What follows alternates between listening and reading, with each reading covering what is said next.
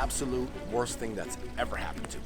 Mechanical, biological, horrible news. Tiki Falls, it's so sad. No, it's not clickbait. And if I disappointed all of you, I am sorry. 1000% my fault. Hoʻomalu, Maui. Aloha, my Hana. It is your boy, the Hawaiian Fish Keeper. And if you're new to the channel, let me be the first to give you a nice big warm aloha. Now, before we jump into this video, YouTube's analytics are telling me that a large percent of you guys that watch my videos are not even subscribed. Check out the analytics. You see that? The numbers don't lie, Ohana. Do me a favor, guys. This is the perfect opportunity. Hit that subscribe button. Next to that subscribe button is a little bell. It's a notification bell. Click that bell, turn it on. It's just gonna notify you when I upload a new video. And the best part about it is it's absolutely free. It won't cost you a thing. I want to thank all of you guys that participated in the little 48-hour giveaway that I was doing with the outdoor water feature. Now, if you're new to the channel, I'll leave a card up above. Go check it out. I was sort of doing like a little giveaway. You had 48 hours to respond. I was giving away my beautiful and gorgeous outdoor water feature that I converted into like a little mini pond. So I'm here to make an announcement that the big winner was Clifford Carpenter, the turf junkie. So he's on his way to pick it up. We're gonna do a little bit of video there, and then we're gonna get in the horrible news. Now, I know you guys are looking at the thumbnail and you're probably thinking, oh, that's clickbait. Ooh. No, it's not clickbait. I'm sorry. This is real, and it's super sad. 100%, 1000% my fault, and I'm here to share it with you. All right, so I'm gonna go out front and I'm gonna show you guys exactly what we got going on with the outdoor water feature. For those of you guys that are new to the channel, this is my outdoor water feature that I converted into a little pond. It's got lionhead goldfish and it's got some, ooh, you can see it right down there. Let's try to zoom in on it.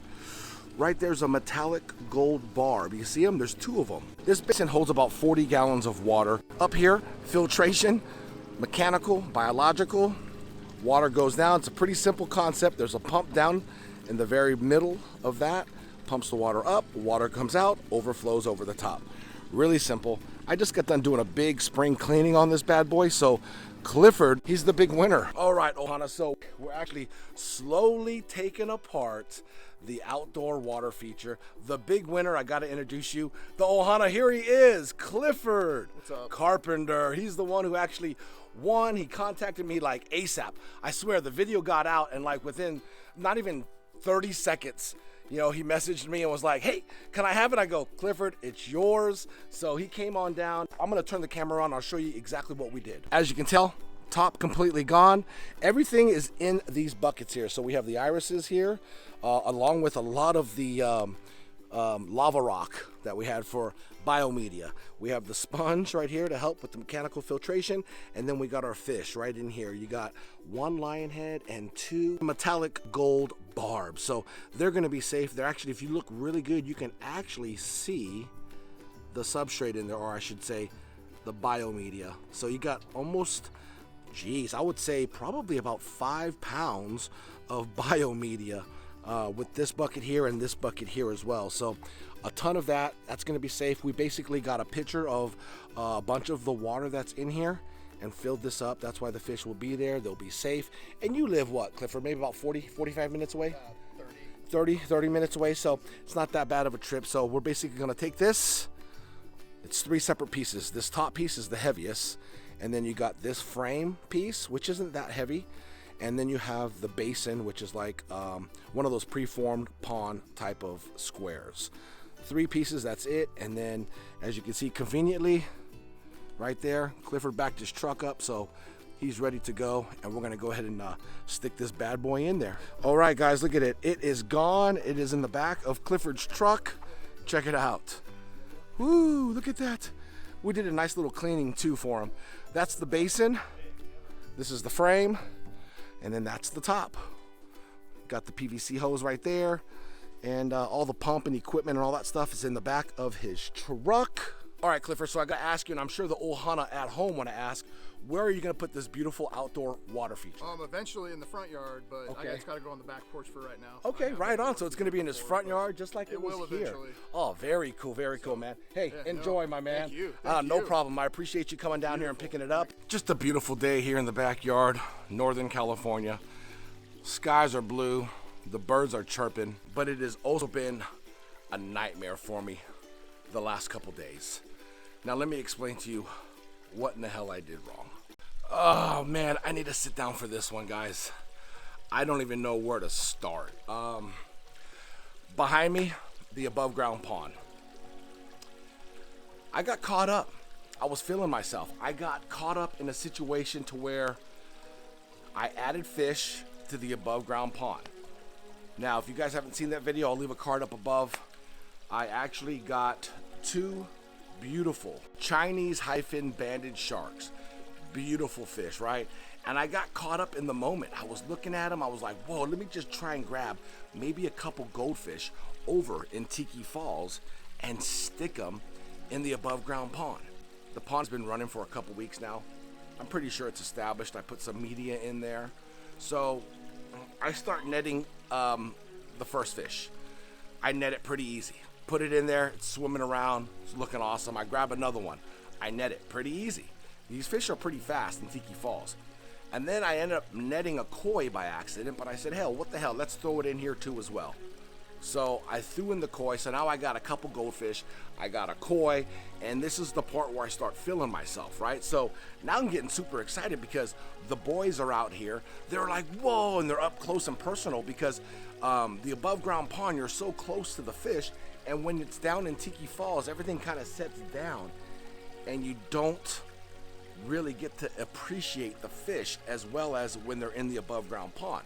So here I am, you know, being the cool dad, and I start netting all of the fish, and I'm getting super excited, and it's getting really easy to net them, right? They're swimming around, they're trying to dodge me, but I'm netting them, and I'm putting them in there. Next thing you know, I have every single fish, including the white cloud minnows, in this above ground pond, and it looks beautiful.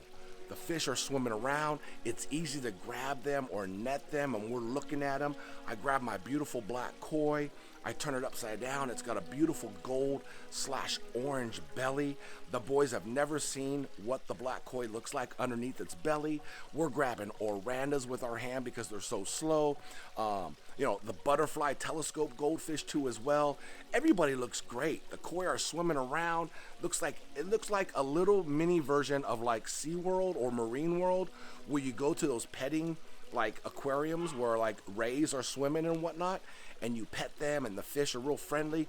That's exactly what I had here, right here in my backyard. So I got caught up in the moment, you know.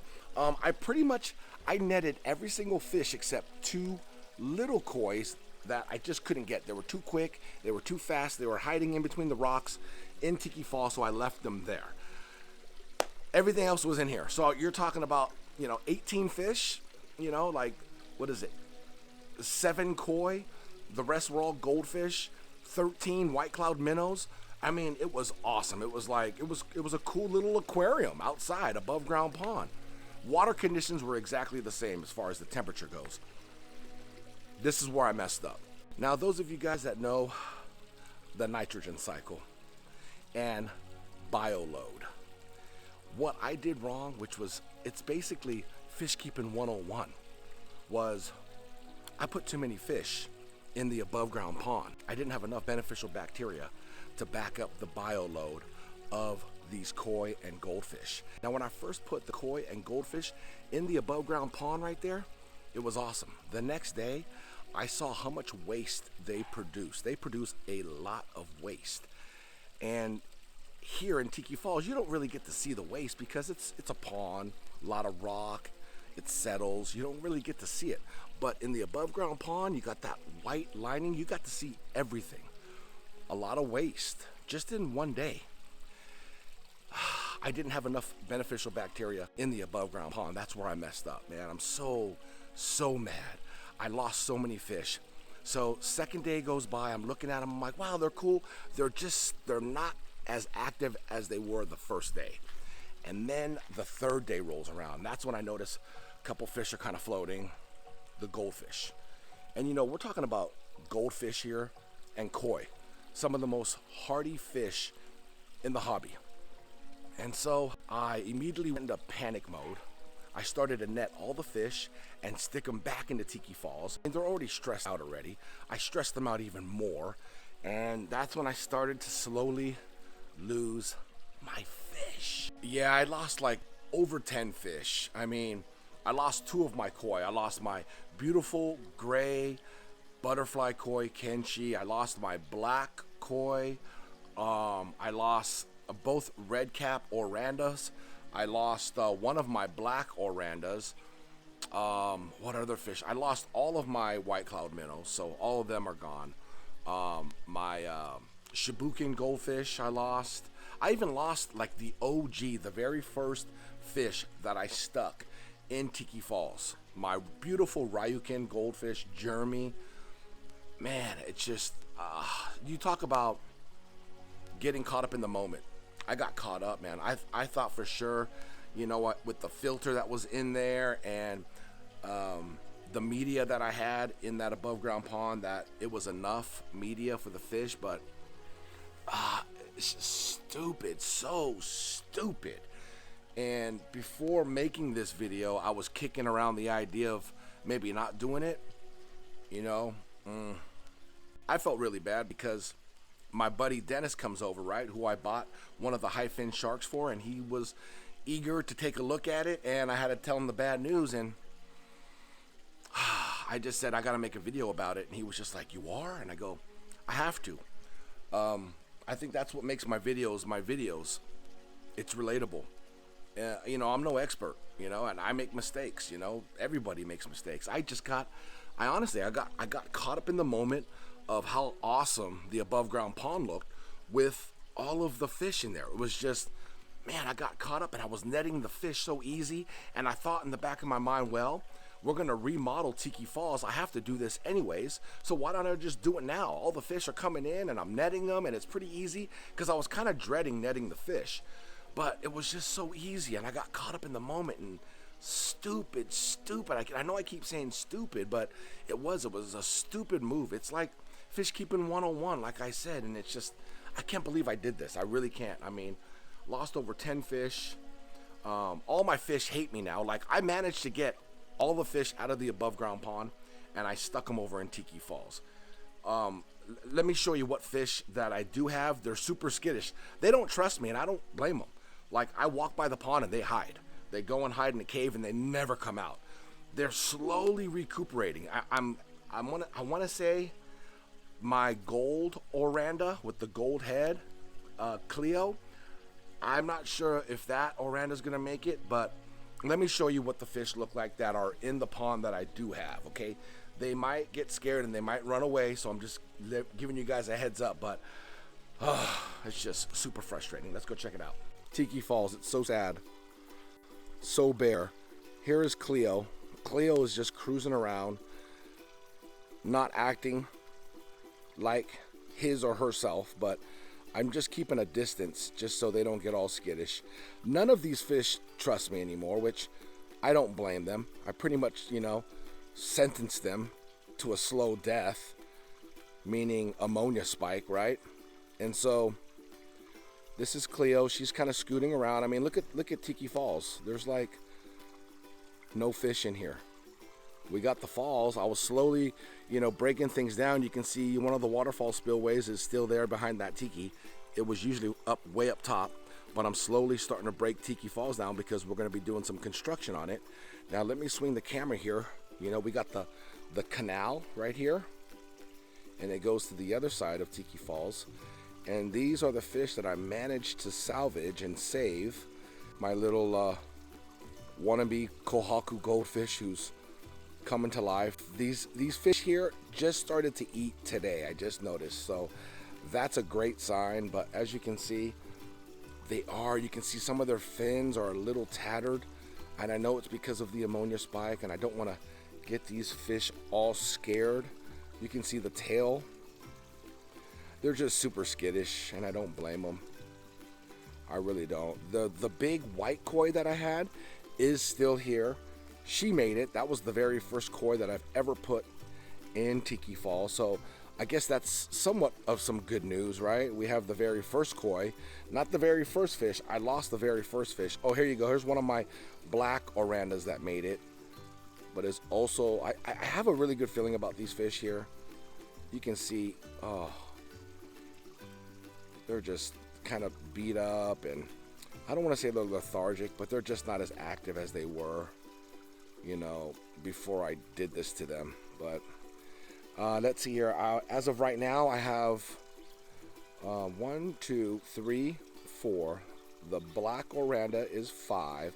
The big white koi is 6. I have 2 smaller koi that are in here, but they're really, really small. So that would be 7 and 8. And I have Miss Cleo there. She's going through the canal. Yeah, so it looks like I have 9 fish total in Tiki Falls. Super sad, guys. Super disappointed. And if I disappointed all of you, I am sorry. I disappointed myself. Oh God, I thought for sure I was gonna lose all of my fish. Talk about a loser move, right? Total loser move. Well, now you guys got the story on what's going on with Tiki Falls, and you guys are current and updated on everything that's going on. Super sad moment here at the nest.